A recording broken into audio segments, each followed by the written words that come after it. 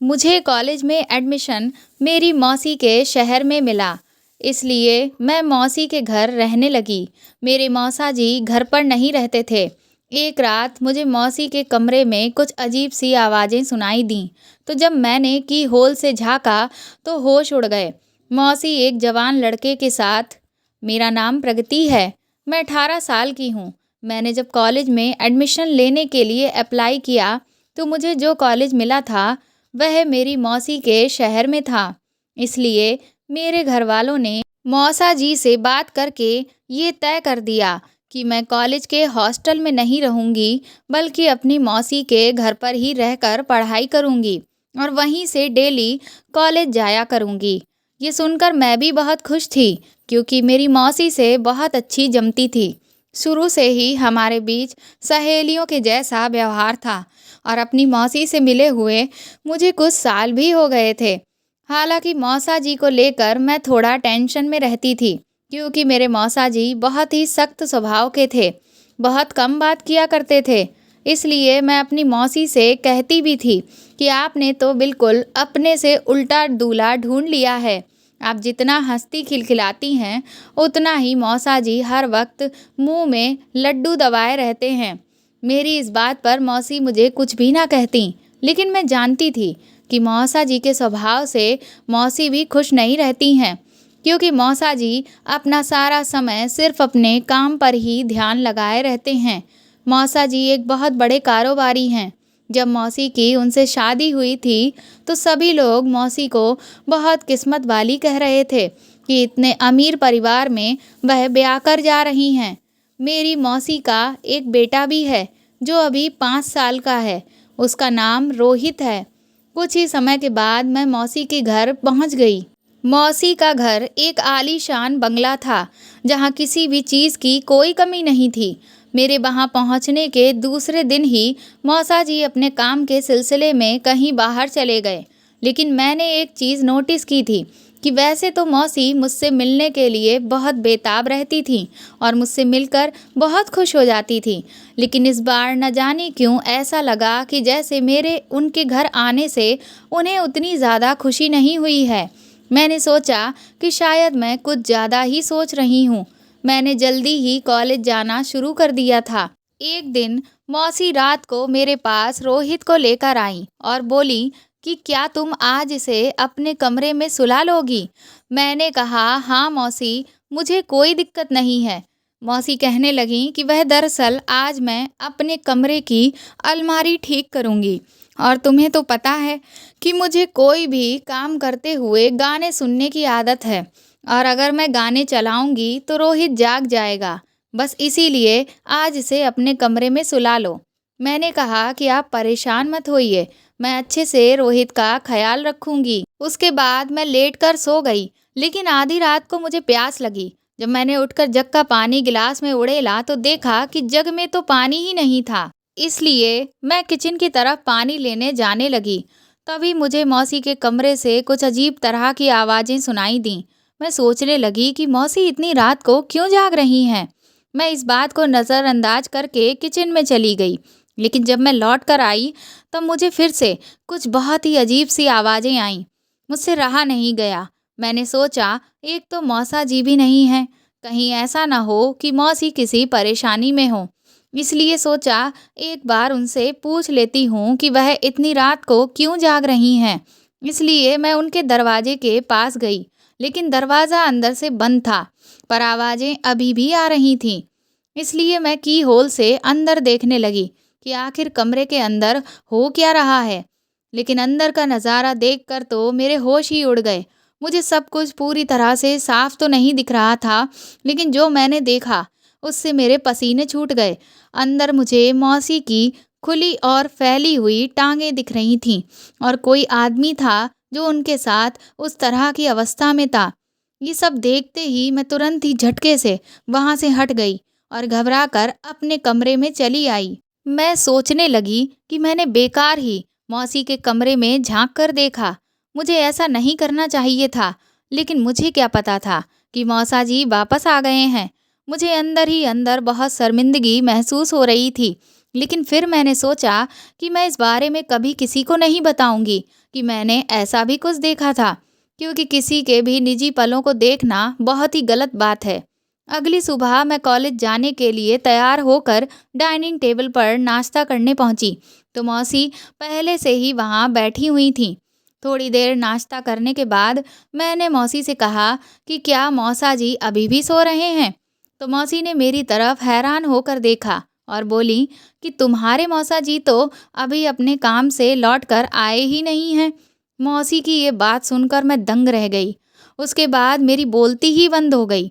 लेकिन मौसी ने कहा कि तुम्हें ऐसा क्यों लगा कि तुम्हारे मौसा जी वापस आ गए हैं? अब मैं उन्हें क्या जवाब देती कि मैंने कल रात क्या देखा था, जिसकी वजह से मेरे दिमाग में ये ख्याल आया। मैंने तुरंत ही बहाना बना दिया कि मैं तो बस ऐसे ही पूछ रही थी। मेरे मन में ख्याल आया कि शायद अब तक तो मौसा जी लौट आए होंगे, बस इसीलिए मुझे ऐसा लगा। उस वक्त मौसी ने मेरी बात मान ली और मैंने भी चैन की सांस ली। लेकिन अब तो मेरे दिमाग में हजारों सवाल चलने लगे थे कि अगर मौसा जी अभी तक लौट कर नहीं आए हैं, तो फिर मौसी के साथ उनके कमरे में आखिर वह आदमी कौन था? और वह दोनों उस तरह की चीज़ आखिर कैसे कर सकते हैं? मैं सोचने लगी कि क्या मौसी मौसा जी को धोखा दे रही हैं? फिर मैंने सोचा कि नहीं नहीं, मेरी मौसी ऐसा नहीं कर सकती हैं।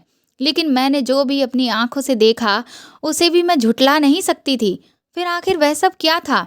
अब तो मैं बहुत ज़्यादा घबरा रही थी कि आखिर ये सब हो क्या रहा है। धीरे धीरे इसी तरह से दिन बीतने लगे और मैं ना चाहकर भी मौसी की हर एक हरकत पर बहुत ज़्यादा ध्यान देने लगी थी। मैंने देखा था कि मौसी ज़्यादातर अपने फ़ोन में ही लगी रहती थीं और मौसा जी घर पर नहीं थे। लेकिन उसके बावजूद भी वो हर रोज़ खूब सस्ती संवरती थीं। एक बार जब मैं अचानक से मौसी के कमरे में पहुंच गई, तो वह किसी से वीडियो कॉल पर बात कर रही थीं। लेकिन मेरे कमरे में पहुंचते ही वह बुरी तरह से घबरा गईं और मुझे ऐसे दिखाने लगीं कि जैसे वह वीडियो कॉल पर बात नहीं कर रही थीं, बल्कि फ़ोन पर कुछ काम कर रही थीं। मुझे ये सब बहुत अजीब लगा, क्योंकि वीडियो कॉल पर बात करना कोई गुनाह नहीं है। लेकिन फिर मौसी मुझसे ये सब छुपा क्यों रही हैं? आखिर वह किससे बात कर रही हैं? समय बीत रहा था, लेकिन मेरे किसी भी सवाल का जवाब मुझे नहीं मिल रहा था। मौसा जी तो कई कई महीनों तक घर से बाहर ही बने रहते थे। मौसी एक अजीब काम ये भी करती थीं कि वह कुछ कुछ दिन छोड़कर रोहित को मेरे पास लिटाने के लिए आ जाती थीं और कोई न कोई काम का बहाना बनाती थीं। इन सब की वजह से मुझे अब मौसी के ऊपर शक होने लगा था, क्योंकि पहले तो मैं जब भी मौसी के पास आई और अगर मौसा जी घर पर नहीं हुए, तो मौसी मुझे अपने ही कमरे में लिटाती थी और मुझसे ढेर सारी बातें करती थी। लेकिन इस बार तो उन्होंने मुझे एक बार भी अपने कमरे में लेटने को नहीं कहा था और अब मुझसे बहुत ज़्यादा बात भी नहीं करती थी, बल्कि पूरा टाइम बस फ़ोन पर ही लगी रहती थी। कुछ टाइम बाद मेरे कॉलेज के एग्ज़ाम हो गए और मेरी छुट्टियां शुरू हो गईं, तो मेरी माँ का फ़ोन आया और उन्होंने कहा कि वह लोग नानी के घर जा रहे हैं, इसलिए मैं और मौसी भी वहीं से नानी के घर पहुंच जाऊं। ये बात जब मैंने मौसी को बताई, तो पहले तो वह इनकार करने लगी, लेकिन शाम तक पता नहीं कैसे, लेकिन उनका भी जाने का मूड बन गया और अगले दिन ही हम लोग वहां से नानी के घर के लिए निकल लिए। मेरी नानी के यहाँ पर एक बहुत ही प्रसिद्ध और खूबसूरत मंदिर था। अगले दिन हम सभी लोग उस मंदिर में भगवान के दर्शन करने के लिए गए। हम सब भगवान के चारों ओर परिक्रमा कर ही रहे थे कि तभी मैंने देखा कि एक लड़का बड़ी तेजी से आया और वह ठीक मौसी के पीछे आकर जबरदस्ती लाइन में खड़ा हो गया। इस बात से मुझे बहुत गुस्सा आया। मैंने सोचा कि मैं अभी आगे पहुंचकर इसे डांट लगाऊंगी, लेकिन तभी मैंने नोटिस किया कि वह बार बार मौसी से चिपकने की कोशिश कर रहा था और मौसी भी उसे देखकर बार बार मुस्कुरा रही थीं। ये सब देखकर तो मैं बुरी तरह से दंग रह गई कि आखिर ये हो क्या रहा है? क्या मौसी उस लड़के को पहले से जानती हैं? जब हमारी परिक्रमा पूरी हुई और हम सब घर की तरफ जाने लगे, तो वह लड़का भी हमारे पीछे पीछे ही चलने लगा। मौसी बार बार उसे तिरछी निगाह से देख रही थी और वह भी मौसी को देखकर मंद मंद मुस्कुरा रहा था। बाकी और कोई भी इन सब बातों पर ध्यान नहीं दे रहा था, लेकिन क्योंकि मैं पहले से ही मौसी पर शक करती थी, इस वजह से मैंने सब कुछ नोटिस कर लिया था। 2-3 दिन के बाद मेरी एक फ्रेंड का बर्थडे पड़ा और हम सब फ्रेंड्स ने ये तय किया कि हम कॉन्फ्रेंस पर कॉल लगाकर उसे एक साथ मिलकर विश करेंगे। इसलिए मैं 12 बजने से कुछ देर पहले ही छत पर चली गई, क्योंकि बात करने से नीचे बहुत ज़्यादा शोर होता और उससे शायद किसी की नींद खराब हो जाती। अपनी फ्रेंड को विश करने के बाद जब मैं नीचे उतरी तो मैंने देखा कि मेरे फ़ोन की बैटरी लो हो चुकी थी और मेरा चार्जर तो मौसी के पास था। इसलिए मैं उनके कमरे में अपना फ़ोन चार्ज करने के लिए चली गई। कमरे में बाहर स्ट्रीट लाइट के जलने की वजह से बिल्कुल हल्की सी रोशनी आ रही थी। मैंने जैसे ही फ़ोन को चार्जिंग पर लगाकर पीछे पलटी, मुझे ऐसा लगा कि जैसे मौसी के बगल में कोई शख्स लेटा हुआ है। ये देखकर मैं पहले थोड़ा रुकी। मैंने सोचा कि मैं पास जाकर देखूं, लेकिन फिर मैंने सोचा कि पता नहीं ऐसा करना ठीक होगा या नहीं। इसलिए मैं चुपके से कमरे से ऐसे बाहर चली आई जैसे मैंने कुछ भी नहीं देखा और बाहर सोफे के पीछे जाकर छुप गई। करीब 10 मिनट के बाद ही मौसी के कमरे से कोई आदमी बाहर निकला। ये देख मैं हक्का बक्का रह गई। इसका मतलब मेरा शक सही था कि मौसी के कमरे में कोई दूसरा आदमी भी था जो उनके साथ लेटा हुआ था। उस आदमी को देखते ही मैं तुरंत ही उसकी तरफ चिल्लाकर भागी, लेकिन वह भी बहुत ही फुर्ती से भागकर बाहर चला गया और बाहर खड़ी अपनी मोटरसाइकिल को स्टार्ट करके तुरंत ही वहां से भाग गया। मैं उसका चेहरा नहीं देख पाई। जब मैं पीछे पलटी तो मौसी भी घबराई हुई मेरे पीछे खड़ी हुई थी। मैंने मौसी से पूछा कि वह कौन था, तो वह अनजान बनते हुए हकलाते हुए मुझसे बोली कि कौन? तुम किसकी बात कर रही हो? मुझे तो कुछ नहीं पता। मैं तो तुम्हारी आवाज़ सुनकर बाहर आई। मैंने कहा कि अभी-अभी आपके कमरे से एक आदमी बाहर निकलकर मोटरसाइकिल पर बैठकर गया। तो मौसी ने कहा कि मेरे कमरे में तो कोई नहीं था, सिर्फ मैं और रोहित ही थे। मैंने कहा कि ऐसा नहीं है, उस आदमी को मैंने आपके बगल में लेटे हुए देखा था। तो मौसी कहने लगी कि मेरा दिमाग खराब हो गया है, मुझे जागते हुए सपने आ रहे हैं। मैंने कहा मैं झूठ नहीं बोल रही हूँ, वह शख्स अभी-अभी मेरे सामने से निकल कर गया। तो कहने लगी हो सकता है कोई चोर हो। अब मैं समझ चुकी थी कि मौसी से बहस करने का कोई मतलब नहीं है, क्योंकि अपनी बात को साबित करने के लिए मेरे पास कोई सबूत नहीं था। लेकिन मौसी के चेहरे का डर देखकर साफ पता चल रहा था कि मैं जो कुछ कह रही हूँ वह 100% सच था। लेकिन वह खुद को बचाने की पूरी कोशिश कर रही थीं। इसलिए मैंने उनसे फिर कुछ भी नहीं कहा और चुपचाप अपने कमरे में चली गई। अगली सुबह जब मैं उठी तो मौसी बहुत ही घबराई हुई सी लग रही थीं और ऐसा लग रहा था जैसे वह बार-बार मुझसे बात करने की कोशिश कर रही हों और मुझे खुश करना चाहती हों। लेकिन मुझे अब अपनी मौसी पर बहुत ज़्यादा गुस्सा आ रहा था, क्योंकि वह मौसा जी को धोखा देकर ठीक नहीं कर रही थीं। खैर, कुछ दिनों के बाद हम लोग वापस लौट आए। मैंने अपने कॉलेज जाना शुरू कर दिया था और मौसी पर ध्यान देना भी मैंने अब बंद कर दिया था। लेकिन फिर भी मैंने एक चीज़ नोटिस की थी कि जब से मौसी नानी के घर से लौटी थीं, तब से वह मुझे काफ़ी परेशान सी लग रही थीं। लेकिन अब मैं उनसे बहुत ज़्यादा बात नहीं करती थी, इसलिए मैंने उनसे उनकी परेशानी का कारण नहीं पूछा। फिर एक दिन बड़ी ही अजीब बात हुई। जिस लड़के को मैंने मंदिर में देखा था, उसी की मेरे पास फेसबुक पर फ्रेंड रिक्वेस्ट आई। मैं उसकी डीपी देखते ही पहली नज़र में उसे पहचान गई, लेकिन मैंने उसकी रिक्वेस्ट को एक्सेप्ट नहीं किया। अब मुझे लगने लगा था कि हो ना हो उस रात जिस आदमी को मैंने मौसी के कमरे से चोरों की तरह निकलते हुए देखा था, वह वही मंदिर वाला लड़का था। 2-3 दिन के बाद ही जब मैं कॉलेज से लौट के आई तो मेरे पास एक किसी अननोन नंबर से कॉल आया। उसने मुझसे कहा कि वह मौसी से यानी मधु से बात करना चाहता है। तो मैंने कहा कि आप कौन बोल रहे हैं? तो कहने लगा कि तुम अपनी मौसी को फ़ोन तो दो, वह खुद ब खुद मुझे पहचान जाएंगी। मुझे लगा कि होगा कोई मौसी के पहचान वाला, इसलिए मैंने जाकर मौसी को फ़ोन पकड़ा दिया। मौसी मुझसे कहने लगी कि तुम्हारे फ़ोन पर आखिर मेरा किसका फ़ोन आ गया? मैंने कहा मुझे नहीं पता। मैंने उससे कहा तो वह कहने लगा कि आप उसे पहचान जाएँगी। उसके बाद मौसी ने जैसे ही उस इंसान से बात करना शुरू किया, उनके चेहरे का रंग सफ़ेद हो गया। वह तुरंत ही घबरा कर मेरा फ़ोन लेकर अपने कमरे में चली गईं और दरवाजे को अंदर से बंद कर लिया। अब मुझे समझ ही नहीं आ रहा था कि आखिर ये इंसान कौन था, जिससे बात करते ही मौसी की हालत खराब हो गई। थोड़ी देर के बाद जब मौसी अपने कमरे से निकल कर आईं, तो बहुत ही डरी हुई लग रही थीं और मुझसे कहने लगी कि अभी जिस नंबर से तुम्हारे पास फ़ोन आया है, उसे अभी के अभी ब्लॉक कर दो। मैंने कहा कि लेकिन ये नंबर है किसका? तो कहने लगी कि तुमसे जितना कह रही हूँ, उतना ही करो, ज़्यादा सवाल जवाब मत करो।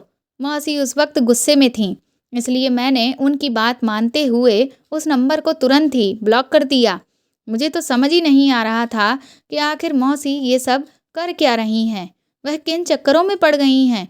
और ये लड़का कौन है? और इसके पास आखिर मेरा नंबर कहाँ से आ गया? लेकिन मुझे नहीं पता था कि अभी तक जो कुछ चल रहा है, वह तो कुछ भी नहीं। असली बिजली तो अब मेरे ऊपर आगे गिरने वाली थी। दरअसल उस दिन मेरा रिजल्ट आने वाला था और मुझे पूरा भरोसा था कि मैं बहुत अच्छे नंबरों से पास हो जाऊंगी। इसलिए मैंने किसी को भी अपने रिजल्ट के आने के बारे में नहीं बताया था, ताकि मैं सबको सरप्राइज कर सकूं। जब मैं कॉलेज पहुंची तो मुझे पता चला कि मैं फर्स्ट डिवीज़न से पास हुई हूं। इसलिए मैं खुशी के मारे मिठाई लेकर उस दिन कॉलेज से जल्दी घर आ गई और भागती हुई सीधा मौसी के कमरे में जा पहुंची। लेकिन अंदर जो नज़ारा मैंने देखा, उसने तो मेरे पैरों के नीचे की ज़मीन ही निकाल दी। मैंने देखा कि मौसी बेड पर बैठी हुई थीं और उनके हाथों में ढेर सारी गोलियां थीं, जिन्हें उन्होंने एक साथ अपने मुंह में डाल लिया और पानी का घूंट भरकर उन्हें खाने ही वाली थीं कि मैं तुरंत ही आगे बढ़ी और मैंने उन्हें कस के धक्का दिया और उनका मुंह पकड़कर उनके मुंह से सारी गोलियों को ज़बरदस्ती निकलवाया। इस सब ने तो मेरी जान निकाल कर ही रख दी थी। जब सारी गोलियां मौसी के मुंह से निकल चुकी थीं, तब जाकर मैंने चैन की सांस ली। मौसी बुरी तरह से फूट फूट कर रो रही थीं। मैंने उनसे कहा कि आपका क्या दिमाग खराब हो गया है? आप ये क्या करने जा रही हैं? आपने एक बार भी अपने पति और अपने छोटे से बेटे के बारे में नहीं सोचा? आपके बाद उनका क्या होता? और फिर आखिर ऐसा क्या हो गया जो आप ऐसा घटिया कदम उठाने जा रही थीं? अगर मैं सही वक्त पर ना आती तो ना जाने क्या से क्या हो जाता। मेरी बात सुनकर मौसी और तेज-तेज रोने लगी और उन्होंने मुझे गले से लगा लिया और कहने लगी, नंदिनी, मुझे माफ़ कर दो, लेकिन मैं क्या करूं? मैं मजबूर हूं।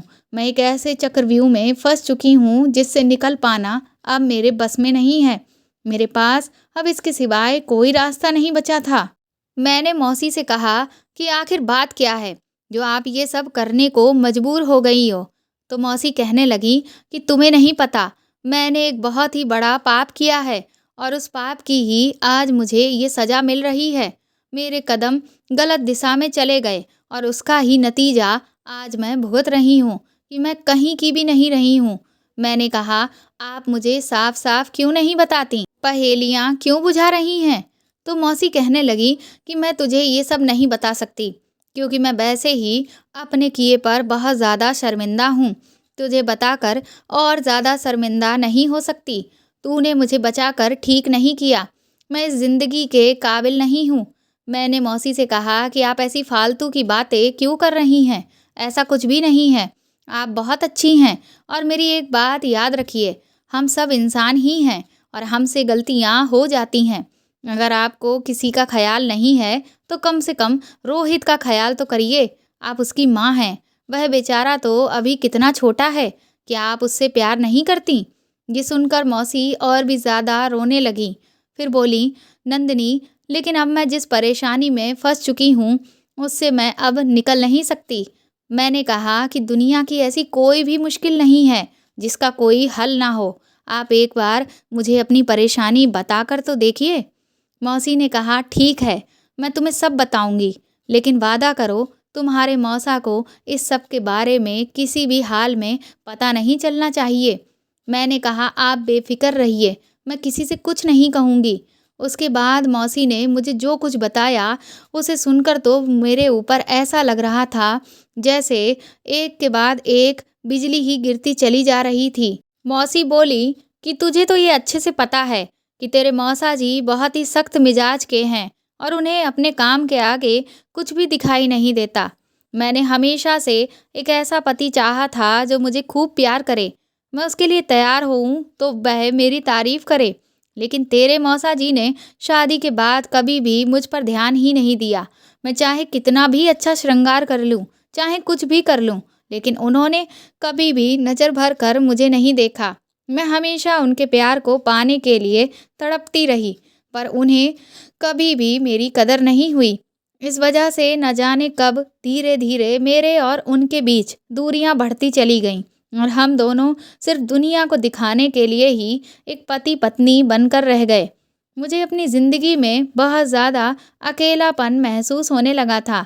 जब भी मैं अपनी सहेलियों के मुँह से उनके पतियों के बारे में सुनती कि इस बार एनिवर्सरी पर या करवा चौथ पर उनके पतियों ने उन्हें इस तरह का गिफ्ट दिया, या जब वह तैयार हुईं तो उनके पति उनकी इतनी तारीफ़ें कर रहे थे, या वो अपने पति के साथ यहाँ घूमने गईं, वहाँ घूमने गईं, तो मुझे बहुत ही जलन महसूस होती।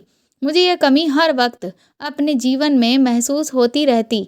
ऐसा नहीं है कि मैंने अपनी तरफ से अपने मन की बात तेरे मौसा जी को समझाने की कोशिश नहीं की, लेकिन मुझे उनकी तरफ से हमेशा यही सुनने को मिला कि ये सब चोचलेबाजी मुझे नहीं पसंद। चुपचाप गृहस्थी पर ध्यान दो और बच्चे को संभालो। क्या पति पत्नी के बीच सिर्फ यही सब होता है? प्यार की, मनुहार की कोई जगह नहीं होती। इस सब की वजह से धीरे-धीरे मैं बहुत ज़्यादा उदास रहने लगी थी कि एक दिन मेरी एक सहेली मुझसे मिलने के लिए घर आई और उसने मुझे फ़ेसबुक के बारे में बताया। उसने कहा कि आजकल तो लोग फ़ेसबुक पर नए-नए लोगों से दोस्ती करते हैं और अपना समय बिताते हैं, और ऐसा नहीं है कि तुम सिर्फ नए लोगों से जुड़ सकती हो, बल्कि अपने पहचान के लोगों से भी फ़ेसबुक के ज़रिए जुड़ी रह सकती हो। फ़ेसबुक पर अपनी तस्वीर साझा कर सकती हो और अगर उनसे बात करना चाहो तो उसकी भी सुविधा फ़ेसबुक पर होती है। उसने तुरंत ही मेरी फ़ेसबुक पर एक आईडी बनाकर तैयार कर दी, लेकिन मुझे उस समय कोई ख़ास रुचि नहीं आ रही थी। शाम को ही मेरे फ़ोन पर फ़ेसबुक के नोटिफ़िकेशन की रिंगटोन बजी। मैंने जब देखा तो किसी एक लड़के की फ्रेंड रिक्वेस्ट पड़ी हुई थी। मैंने उसे देखकर नज़रअंदाज कर दिया। जब रात को मैं सारा काम निपटा कर फ़ोन लेकर बैठी तो मैंने देखा कि उस लड़के ने मुझे बहुत सारे फ़ेसबुक पर मैसेज कर रखे थे, जिसमें उसने लिखा था कि मैडम, आप रिक्वेस्ट एक्सेप्ट करने में इतनी देर क्यों लगा रही हैं? क्या आपको मुझसे दोस्ती करने में रुचि नहीं है, या फिर आप भाव खा रही हैं? मैंने उसके इस मैसेज को पढ़कर भी उनका कोई रिप्लाई नहीं दिया। अगले दिन दोपहर को मेरे फ़ोन में जब बहुत सारे नोटिफ़िकेशन आए तो मैंने फ़ेसबुक को ओपन करके देखा तो उसी लड़के ने मुझे मैसेज कर रखे थे। उसने लिखा था कि अच्छी बात है जो आप मेरी रिक्वेस्ट एक्सेप्ट करने में इतना समय लगा रही हैं। खूबसूरत लोगों को पूरा हक बनता है कि वह अपने चाहने वालों को इंतज़ार करवाएं। उसकी ये बात पढ़कर मैं सोचने लगी कि क्या वाकई में मैं खूबसूरत हूँ, क्योंकि शादी के बाद तो मेरे अंदर से ये ख्याल ही कहीं खो गया था। उस दिन भी मैंने उसके एक भी मैसेज का जवाब नहीं दिया, लेकिन वह हर रोज़ मुझे लगातार मैसेज करता, जिसमें वह मुझसे रिक्वेस्ट करता कि मैं उसकी फ्रेंड रिक्वेस्ट एक्सेप्ट कर लूँ, क्योंकि मैं उसे बहुत अच्छी लगती हूँ और एक अच्छा दोस्त तो हर कोई अपने जीवन में चाहता है। उसके अलावा ना जाने वह मेरी कितनी तारीफ़ें करता। फिर एक दिन मैंने सोचा कि ये बेचारा हर रोज़ मुझे मैसेज करता है और मैं हूँ कि इसकी रिक्वेस्ट एक्सेप्ट ही नहीं करती। इसलिए मैंने तरस खाकर उसकी फ्रेंड रिक्वेस्ट एक्सेप्ट कर ली। उसका नाम गौरव था। शुरुआत में तो हमारे बीच सिर्फ नॉर्मल ही बातचीत हुई। वह अक्सर मेरी हर बात में तारीफ़ करता और मुझसे कहता कि मैं दिखने में बहुत ही सुंदर हूँ। उसकी बातों में न जाने कौन सा जादू था कि उससे बात करके मुझे धीरे-धीरे अच्छा लगने लगा और फिर तो जैसे उसे हर बात बताने की मेरी आदत सी हो गई। उसे न जाने कैसे मेरे मूड का पता चल जाता था कि कब मैं उदास हूँ या कब मैं परेशान हूँ। वह मेरी बात करने के अंदाज से एक बार में ही मेरे मन की बात समझ लेता था। ये देखकर मैं बहुत हैरान रह जाती थी कि मेरी परेशानी जो मेरे पति सामने हैं, उनको तक नहीं दिख रही। लेकिन ये लड़का जो मुझसे इतनी दूर बैठा हुआ है, मेरे सिर्फ बात करने के अंदाज से ही मेरे मन के सारे हाल बयां कर देता है। अगर कभी मुझे चोट लग जाती तो तुम्हारे मौसा जी को तो मेरे किसी भी दर्द या तकलीफ से कोई फर्क नहीं पड़ता था, लेकिन अगर मैं उसे अपनी तकलीफ के बारे में बताती तो वह बेहाल हो जाता और मुझे बार बार खुद का ख्याल रखने के लिए कहता। इसी बीच करवा चौथ पड़ा और मैं तुम्हारे मौसा जी के लिए बहुत अच्छे से तैयार हुई, लेकिन तुम्हारे मौसा जी से कहने के बावजूद भी वह उस दिन अपने ऑफिस से जल्दी लौट कर नहीं आए। मैं भूखी प्यासी उदास बैठी उनका इंतज़ार कर रही थी कि इसी बीच उस लड़के का फेसबुक पर वीडियो कॉल आने लगा। मैंने वीडियो कॉल उठाई तो वह खुश होकर मुझसे बोला कि मैं आपको एक बार देखना चाहता था, बस इसीलिए मैंने आपको कॉल किया। मैं जानता हूँ कि इस वक्त आप बिज़ी होंगी, लेकिन क्या करूँ, मैं अपने मन को समझा ही नहीं पा रहा था। मैंने उससे कहा कि नहीं, मैं इस वक्त बिज़ी नहीं हूँ। तो कहने लगा, और सर ने आपको करवा चौथ पर क्या गिफ्ट दिया है? उसकी ये बात सुनकर जैसे मेरे दिल में दबा हुआ दर्द मेरी आंखों से बहने लगा। वह मुझे रोता हुआ देखकर बुरी तरह से परेशान हो गया और पूछने लगा कि आखिर बात क्या है। तो मैंने उसे सब कुछ बता दिया कि मैं भूखी प्यासी इनका इंतज़ार कर रही हूँ, लेकिन ये अभी तक नहीं आए। ये सुनकर वह नाराज़ होने लगा कि सर को आपकी बिल्कुल कदर ही नहीं है। न जाने कैसे इंसान है वह। मेरी बीवी अगर इतनी सुंदर होती तो मैं तो उसे पलकों पर बिठाकर रखता, लेकिन सर है कि आप पर बिल्कुल ध्यान ही नहीं देते। कम से कम आज के दिन तो उन्हें आपका ख्याल होना चाहिए। आप ना जाने कब से भूखी प्यासी बैठी हैं। वह मुझसे बोला, लेकिन आप अपने मन को उदास मत करिए, मेरी खातिर एक बार मुस्कुरा दीजिए। मैंने उससे कहा कि मेरा अब बिल्कुल भी मुस्कुराने का मन नहीं है। तो कहने लगा कि सच में आज भी सर ने आपका मूड खराब कर दिया। वह बोला, अगर मेरी बीवी होती ना तो करवा चौथ के दिन तो मैं भी उसके लिए व्रत रखता और ढेर सारे गिफ्ट्स भी ला कर देता। मैंने उससे कहा, तुम तो बड़े ही रोमांटिक पति हो। तो कहने लगा, और क्या, आपने मुझे क्या समझ रखा है, मैं आपके सर की तरह थोड़ी ना हूँ। फिर वह मुझे शरारत भरे लहजे में बोला कि इसीलिए तो मैंने आपको कॉल किया। मैंने सोचा कि हर कोई उस चाँद को देख रहा है, तो मैं भी तो अपने चाँद को देख लूँ। उसकी ये बात सुनकर न जाने क्यों लेकिन मेरे चेहरे पर मुस्कुराहट आ गई और वह भी खुश होकर बोला, अरे वाह! मेरा चाँद मुस्कुराते हुए कितना हसीन लग रहा है। मैंने उसे डाँटते हुए कहा कि तुम मुझसे इस तरह की बातें मत किया करो। तो कहने लगा, क्यों? क्या आपको मेरी ये बातें अच्छी नहीं लगती? मैंने कहा, हाँ, क्योंकि तुम मुझसे बहुत छोटे हो। तो कहने लगा कि छोटा-बड़ा क्या होता है? पसंद तो आखिर पसंद ही होती है। मैंने उसे समझाने की बहुत कोशिश की, लेकिन वह मेरी बात मान ही नहीं रहा था और फिर उसने मुझे प्रपोज़ कर दिया, जिसे सुनकर मेरे होश ही उड़ गए। मुझे उस वक़्त समझ ही नहीं आया कि आखिर ये अचानक से क्या हो गया। वह कहने लगा कि वह मुझे दिलो-जान से चाहता है और मुझे तुम्हारे मौसा जी को छोड़ने के लिए कहने लगा। मैंने उससे कहा कि तुम मुझे गलत समझ रहे हो, तो बोला कि आखिर इस सब में बुराई ही क्या है? मैं आपको सच्चे दिल से प्यार करता हूँ और आप भी मुझे। जब मैंने देखा कि वह मेरी कोई बात समझने को तैयार ही नहीं है, तो मैंने फ़ोन स्विच ऑफ करके रख दिया। उस दिन तुम्हारे मौसा जी करीब रात के 2 बजे तक लौट कर आए और बस उन्होंने एक फ़ॉर्मेलिटी के तहत मुझे पानी पिलाकर आराम से लेट कर सो गए। उस दिन भी उन्होंने मेरी तरफ एक नज़र भी नहीं देखा। उनकी इस बेरुखी से मैं बहुत ज़्यादा दुखी हो गई थी, लेकिन उस रात मैं गौरव के प्रपोज़ करने के बारे में सोचती रही। 3 दिन तक मैंने अपने फ़ोन को ऑन नहीं किया, लेकिन ये मैं ही जानती थी कि 3 दिन तक मैं खुद पर कितनी मुश्किल से कंट्रोल कर पाई। न जाने क्यों, लेकिन मैं भी उस लड़के की तरफ अब आकर्षित होने लगी थी। इसलिए 3 दिन के बाद मैंने खुद से ही जब फ़ोन ऑन किया, तो उसके इतने सारे मैसेजेस पड़े हुए थे कि क्या बताऊँ। उन मैसेजेस को पढ़कर लग रहा था कि मेरी फ़िक्र और दूरी में वह पागल हुआ जा रहा है।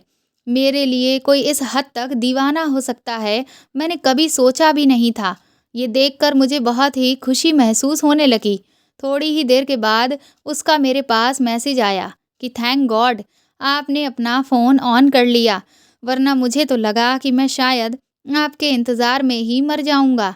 मैंने उससे कहा कि तुम ऐसी बातें क्यों कर रहे हो? उस दिन के बाद से हमारे बीच बातचीत का जो तरीका था, वह बिल्कुल ही बदल गया था। मुझे वह अब पसंद आने लगा था और मुझे भी ये लगने लगा कि तुम्हारे मौसा जी के साथ रहकर मैं कभी खुश नहीं रह पाऊँगी। इसलिए मैं भी उसकी तरफ खिंचती चली गई। उसने मुझे अपने बारे में सब कुछ बता दिया था और मेरे बारे में भी सब कुछ जान लिया था। इसीलिए एक दिन अचानक ही वह मेरे घर आ गया। उसे देख कर के मैं बुरी तरह से घबरा गई, लेकिन गनीमत ये थी कि उस दिन तुम्हारे मौसा जी घर पर नहीं थे। हमने साथ में बहुत अच्छा समय बिताया। मुझे जो खुशी उसके साथ मिली थी, वह इससे पहले कभी नहीं मिली। फिर तो वह अक्सर ही घर आने लगा और हमने अपनी हदें पार कर दीं। जब हम लोग नानी के घर गए थे, तो वहाँ मंदिर में भगवान के दर्शन के वक्त भी वह मुझे वहाँ पर मिलने आया था और जिस इंसान को रात को तुमने कमरे से बाहर निकलते देखा था, वह और कोई नहीं, वही था। मैं पूरी तरह से उसके प्यार में पड़ चुकी थी और उससे शादी करने का मन बना चुकी थी। लेकिन मुझे नहीं पता था कि वह एक बहुत बड़ा धोखेबाज है। इस सब के बीच वह मुझसे थोड़े बहुत पैसे भी लेता रहता था। मैं भी उसके प्यार में थी, इसलिए कभी उससे कोई सवाल नहीं किया। लेकिन जब मैं तुम्हारी नानी के घर से लौट के आई, तो उसने मेरे सामने जो शर्त रख दी, उसे सुनकर तो मैं दंग रह गई। मैंने मौसी से कहा कि आखिर उसने ऐसी कौन-सी शर्त रख दी? तो मौसी ने कहा कि अब वह जो कुछ अभी तक मेरे साथ करता आया था, वही सब तुम्हारे साथ करना चाहता है। ये सुनकर तो मेरे होश ही उड़ गए। मौसी ने कहा कि मैंने जब उसे खरी-खोटी सुनाई और उससे कहा कि आज के बाद वह मुझे फ़ोन ना करे, तो उसने ना जाने कहाँ से तुम्हारा नंबर निकाल लिया और तुम्हारे फ़ोन पर फ़ोन कर दिया। मुझे लगा था कि मैं अपना फ़ोन अगर स्विच ऑफ रखूँगी, तो मेरा उससे पीछा छूट जाएगा, लेकिन मैं गलत थी। उसने मुझसे कहा है कि अगर मैंने तुम्हें उसके पास नहीं भेजा, तो वह मेरी और उसकी अभी तक जो भी बातें हुई हैं और जो वीडियो कॉल्स हुए हैं, उन सब की रिकॉर्डिंग उसके पास है और वह उन्हें मेरे पति को दिखा देगा। इसीलिए मैं तुमसे कह रही थी कि मेरे पास अब कोई भी रास्ता नहीं बचा है, सिवाय खुद को ख़त्म कर लेने के, क्योंकि मैं तुम्हें इस दलदल में नहीं धकेल सकती। लेकिन अगर मैं ऐसा नहीं करती हूँ, तो वह मेरी बसी बसाई गृहस्थी को उजाड़ देगा। मैंने उसकी चिकनी चुपड़ी बातों में आकर खुद ही अपने पैरों पर कुल्हाड़ी मार ली और सब कुछ बर्बाद कर लिया। मौसी की बात सुनकर मैंने उनसे कहा कि आप फ़िक्र मत करिए, हमें ठंडे दिमाग से सोचने की ज़रूरत है। कुछ देर तक सोचने के बाद मैंने मौसी से पूछा कि जिस तरह से उसे आपका एड्रेस पता है, इस तरह से क्या आपको भी उसका एड्रेस पता है? तो मौसी ने कहा कि हाँ, उसने मुझे अपना पता बताया था। मैंने कहा तो फिर ठीक है, हम दोनों कल सुबह ही उसके घर के लिए निकलेंगे। जब उसकी सारी हरकतें उसके घरवालों के सामने खुलकर आएंगी, तब तो उसे अपनी करतूत से पीछे हटना ही होगा। मेरी बात सुनकर मौसी बहुत खुश हो गईं और उन्होंने मुझे गले से लगा लिया। अगले दिन ही मैं और मौसी गौरव के घर पर पहुंच चुके थे, लेकिन वहां जाकर जो हमें पता चला, उससे तो हमें ऐसा लगा जैसे हमारे सारे रास्ते बंद हो गए हैं। गौरव के पापा ने बताया कि उन्होंने कुछ साल पहले अपने बेटे से सारे रिश्ते खत्म कर दिए, क्योंकि उसकी हरकतें बहुत ही गिरती चली जा रही थीं। वह ना जाने कितनी औरतों को अपने प्यार के जाल में फंसाकर उनसे पैसे ऐंठता था, जिसकी वजह से कई औरतों ने उस पर पुलिस केस दर्ज करवा दिए थे, जिससे हमारी बहुत बदनामी हो रही थी और हम लोग भी उसकी इन सब हरकतों से तंग आ चुके थे। अब वह 3 साल से कहाँ है, हमें नहीं पता। ये सब सुनकर तो हम निराश होकर वापस घर लौट आए। इसके बाद शाम को उस लड़के का एक बार फिर से मौसी को फ़ोन आने लगा और वह अपनी वही मांग मौसी के सामने रखने लगा। मौसी बेचारी उसके सामने फूट-फूट कर रोने लगी और गिड़गिड़ाने लगी कि वह उन्हें छोड़ दे, लेकिन वह था कि मानने को तैयार ही नहीं था। मैंने मौसी से कहा कि आप उससे कह दीजिए कि हम उसकी ये मांग पूरी करने के लिए तैयार हैं। मौसी हक्की-बक्की होकर मेरी तरफ देख रही थीं। उन्होंने कहा कि क्या तुम पागल हो गई हो? मैंने मौसी के हाथ से फ़ोन छीन लिया और मैंने कहा कि तुम जगह बताओ कि मुझे कहाँ आना है, मैं वहीं पहुँच जाऊँगी। उसने मुझे पहुँचने वाली जगह का नाम और समय बता दिया और खुश होकर फ़ोन को रख दिया। मौसी हैरानगी से मेरा चेहरा देख रही थीं। उन्होंने कहा कि क्या तुम पागल हो गई हो? मैं तो अपनी ज़िंदगी बर्बाद कर ही चुकी हूँ। तुम भी अपनी ज़िंदगी को बर्बाद करने पर क्यों तुली हुई हो? मैंने कहा कि अब हमारे सामने कोई भी रास्ता नहीं है। अगले दिन मैं तैयार होकर गौरव की बताई हुई जगह पर जाने लगी। तो मौसी ने कहा कि मैं तुम्हें नहीं जाने दूँगी। मैंने उनसे कहा कि अब इस सब को ख़त्म करने का वक़्त आ चुका है। मौसी को मेरी कोई बात समझ ही नहीं आ रही थी। ऐसा लग रहा था कि जैसे उनकी दिमागी हालत ख़राब सी हो गई हो। मैंने उन्हें समझाया तो वह कहने लगी कि ठीक है, लेकिन मैं तुम्हारे साथ ही चलूँगी। उसके बाद मैं और मौसी उसकी बताई हुई जगह पर पहुँच गए। वह जगह कोई बंद फैक्ट्री थी जो किसी वीरान जगह पर बनी हुई थी। जब उस लड़के ने मुझे और मौसी को साथ में देखा तो उसने मौसी से कहा कि अभी उसे सिर्फ़ मुझसे काम है, इसीलिए मौसी वहाँ से चली जाएँ। लेकिन मौसी ने वहाँ से जाने से साफ इनकार कर दिया। तभी उसने मौसी को धमकाते हुए कहा कि अगर उन्होंने उसकी बात नहीं मानी तो वह अभी के अभी उसके और मौसी के बीच की सारी चीज़ों के बारे में मौसा जी को बता देगा। ये सुनकर एक बार मौसी फिर से घबरा गईं और वहाँ से जाने लगीं। तभी वह मेरे साथ अपने इरादों को पूरा करने के लिए हावी होने लगा। मैंने उसके गाल पर खींचकर एक तमाचा मारा तो वह बुरी तरह से बौखला गया और मेरे साथ ज़बरदस्ती करने लगा कि तभी वहाँ पर पीछे से पुलिस आ गई। पुलिस को देखकर वह बुरी तरह से हड़बड़ा गया। मौसी भी हैरानगी से सब कुछ देख रही थीं। थोड़ी ही देर में पुलिस गौरव को पकड़कर अपने साथ ले गई। मेरी फ्रेंड रागिनी और रोहन भी पुलिस के साथ आए हुए थे। मौसी को कुछ भी समझ नहीं आ रहा था तो मैंने मौसी को बताया। दरअसल मेरे फ्रेंड रोहन के भैया इस शहर के एसपी हैं। जब मुझे कोई भी रास्ता नज़र नहीं आ रहा था तो मैंने रोहन से मदद लेने की सोची, इसीलिए मैंने उसे सब कुछ बता दिया। इसके बाद रोहन ने अपने भाई को इन सारी बातों के बारे में बताया तो उन्होंने कहा कि अगर हम गौरव को रंगे हाथों पकड़ेंगे तो उस पर केस काफ़ी मजबूती से बना सकते हैं, जिससे उसे अच्छी खासी सज़ा दिलवाई जा सकती है। इससे पहले कि जो भी करतूत उसने की है, उसमें वह इसीलिए छूट जाता था क्योंकि उसके खिलाफ कोई ठोस सबूत ना मिलने की वजह से उसे कभी भी खास सज़ा नहीं मिली, जिसकी वजह से उसके इरादे मजबूत होते चले गए। लेकिन इस बार अगर हम उसे रंगे हाथों पकड़ लेंगे तो उसे कड़ी से कड़ी सज़ा दिलवा सकते हैं, जिससे उसे सबक मिलेगा। बस इसी वजह से मैंने गौरव की सारी शर्तें मंजूर कर ली थीं। इसके बाद मैं और मौसी घर लौट आए। शाम को रोहन ने मुझे फ़ोन करके बताया कि गौरव के पास मेरी मौसी के खिलाफ जो भी सबूत थे वह सारे उसके भाई ने मिटा दिए हैं, इसलिए अब उन्हें डरने की कोई ज़रूरत नहीं है। मैंने ये सारी बातें मौसी को बता दी तो उनके दिल पर रखा हुआ एक बहुत बड़ा बोझ हल्का हो गया। उन्होंने मुझे गले लगाकर कई बार शुक्रिया बोला। उस दिन के बाद से सब कुछ ठीक हो गया, लेकिन मौसी अब बहुत ज़्यादा उदास रहने लगी थीं क्योंकि वह खुद को अपराध बोध से मुक्त ही नहीं कर पा रही थीं। मैंने मौसी से कहा कि इंसान को दूसरे से प्यार की उम्मीद ज़रूर रखनी चाहिए, लेकिन इसका मतलब ये नहीं है कि अगर हमें वह प्यार ना मिले तो हम खुद से प्यार करना छोड़ दें। हमें अपने आप से प्यार करना कभी नहीं छोड़ना चाहिए। अगर मौसा जी आप पर ध्यान नहीं दे रहे हैं तो क्या हुआ? आप बताइए, क्या आप खुद पर ध्यान दे रही हैं? मेरी बात सुनकर मौसी मेरी तरफ हैरानगी से देखने लगीं।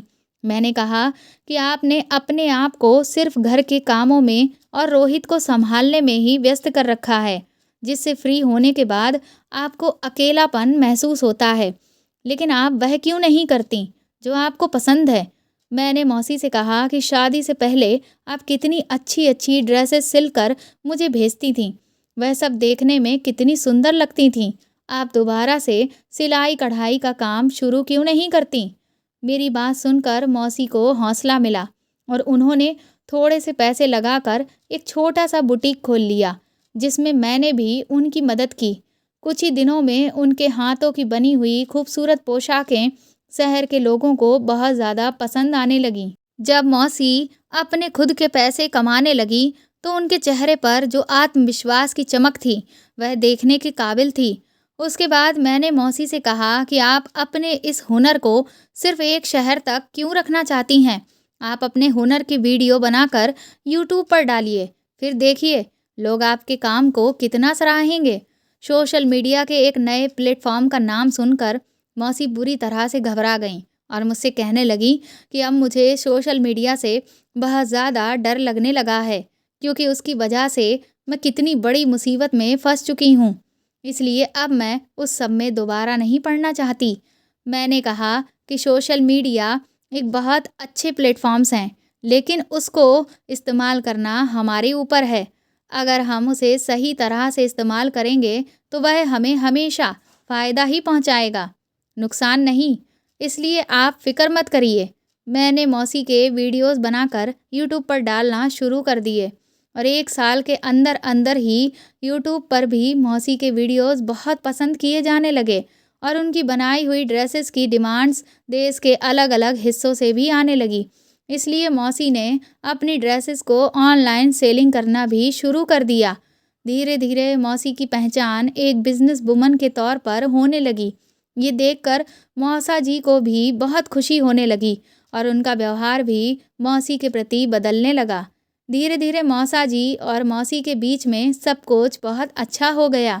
आज मौसी अपने करियर में भी मुकाम पर हैं और अपनी पर्सनल लाइफ में भी बहुत खुश हैं। तो दोस्तों, आपको मेरे द्वारा लिखी हुई ये कहानी कैसी लगी हमें कमेंट करके ज़रूर बताएं और प्लीज़ मेरे चैनल को सपोर्ट करें, इस कहानी को ज़्यादा से ज़्यादा शेयर और लाइक करें।